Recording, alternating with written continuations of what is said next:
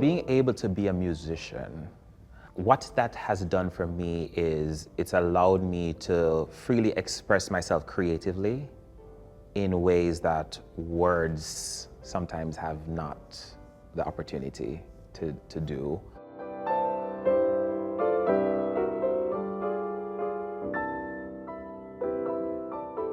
I'm Mikhail Johnson, and I'm a pianist-composer.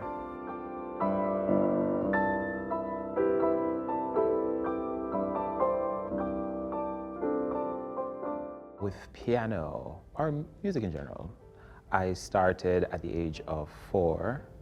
The story goes that my mom, one Sunday afternoon, was preparing the house for the week, and usually she would turn the TV on and it would be on a classical music station at a particular time of the day. And she usually would be fine with classical music. At this particular Sunday, she just was not here for it. She wanted to hear something else. And so she changed the channel, and she started to hear me cry. And at one point, she was like, "Is this a fluke or something?" And then she started testing it, like going back and forth, and she realized, "Oh, you really like this music." And so she eventually took piano lessons to have me around the instrument. And then I got my first keyboard at 6 years old. I destroyed that one. And then 2 years later, I got another keyboard. And during that time, I was learning music by ear.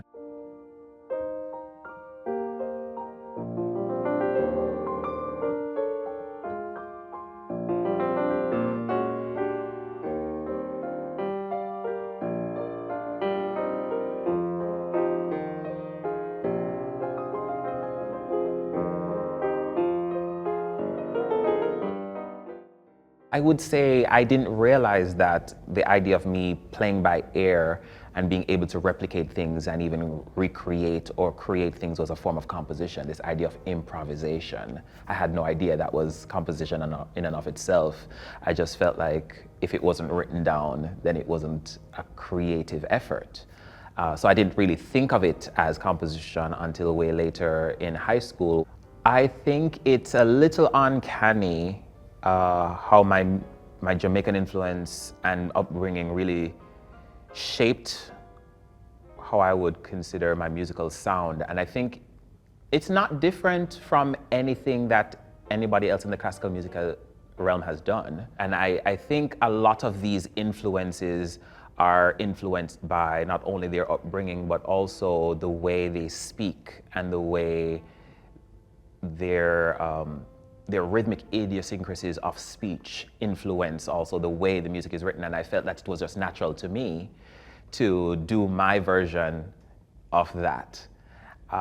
It's more significant for me in the sense that we don't get a lot of composers from Jamaica doing original music in that case. Usually it's a reinvention or a arrangement of folk songs that already exist. But in terms of completely new material, that's very few and far between. It's very important that they see themselves represented, and so they'll see that, hey, music is out here for us, by us, and it's not just for a certain group of people.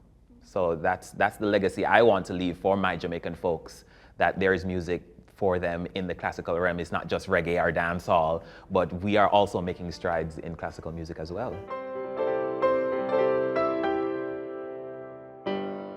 For a very long time, I thought that what existed was all white male.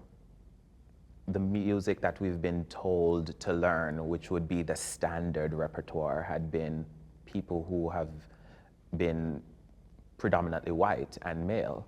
And it was not until recent years I realized that there was a ton of people who are African American, there were a ton of composers who are Afro-Caribbean, there are a ton of composers who are women, there are a ton of composers who are indigenous, LGBTQ.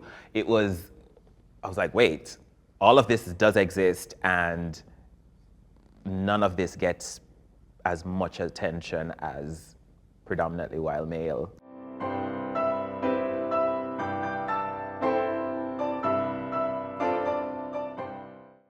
Success. Being able to do the things that you've always dreamed of.